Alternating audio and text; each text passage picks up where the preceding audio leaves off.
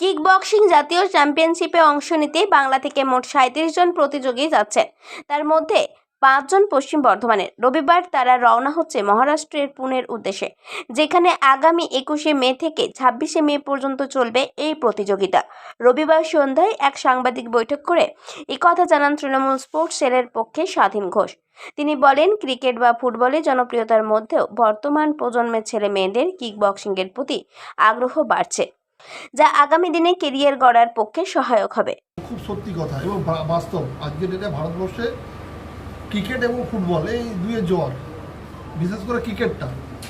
তো সেই জায়গায় দাঁড়িয়ে কিক বক্সিংয়ের মতো একটা ইভেন্ট, যেখানে গার্জেনরা তাদের স্টুডেন্টদেরকে মানে ওই কিক বক্সিংয়ের মধ্যে দিয়ে প্রতিষ্ঠিত করার যে লক্ষ্যে এগিয়ে চলেছে, অবশ্যই ধন্যবাদ জানানো উচিত সেই সব গার্জেনদেরকে যে এগিয়ে আসছে।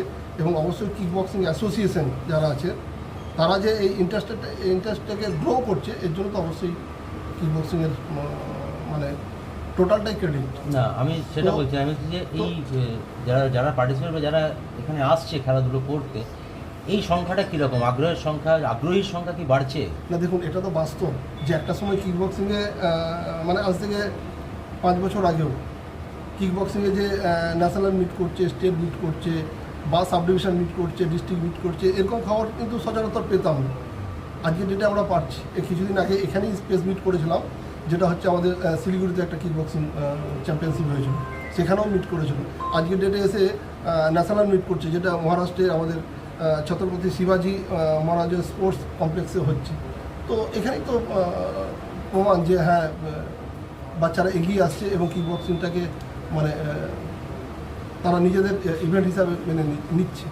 দেখুন, সরকারি চাকরির সম্ভাবনা ক্রিকেটে বা ফুটবলে কতটা আছে সেটা মানে আমারও সন্দেহ আছে। না, সরকার সময় ছিল, আমরা দেখেছি, আমি যখন খেলার মাঠে থাকতাম বা খেলেছি তখন দেখেছি আমাদের এসবিএসটিসি বা সেল এগুলো কিন্তু খেলার জন্য প্লেয়ারদেরকে চুজ করে নিত। আজকের ডেটে খুব সত্যি কথা যে দুর্গাপুরে যে ইন্ডাস্ট্রিগুলো আছে সেখানে কিন্তু স্পোর্টসে তারা মানে উৎসাহ প্রকাশ করছে এবং বেশ কিছু ক্রিকেটার যারা টেনিস বল ক্রিকেট খেলছে এমনও আছে যে যারা কাজ করছে। তো এটা ঠিক আমরা দেখব কিক বক্সিংয়ের দিকেও যদি কেউ সেরকম থাকে যে হ্যাঁ সত্যি তার আর্থিক সচ্ছলতা নেই, তার একটা ব্যাকগ্রাউন্ড দরকার, আর্থিক একটা সহযোগিতা দরকার, তো সেই জায়গায় আমরা চেষ্টা করব তার পাশে থাকার। প্রথমেই যে পুরো দুর্গাপুর তথা পশ্চিম বর্ধমান জেলার যেসব ক্রীড়াপ্রেমী মানুষ আছে প্রত্যেকের দৃষ্টি তো থাকবেই, সাথে সাথে প্রার্থনাও থাকবে আমাদের সকলের যে তারা যেন সেখানে সফল হয়ে আমাদের পশ্চিম বর্ধমান তথা দুর্গাপুরের উজ্জ্বল। কোথায় হচ্ছে কম্পিটিশনটা? জেলা থেকে কতজন যাচ্ছে? তো জেলা থেকে 5 জন যাচ্ছে।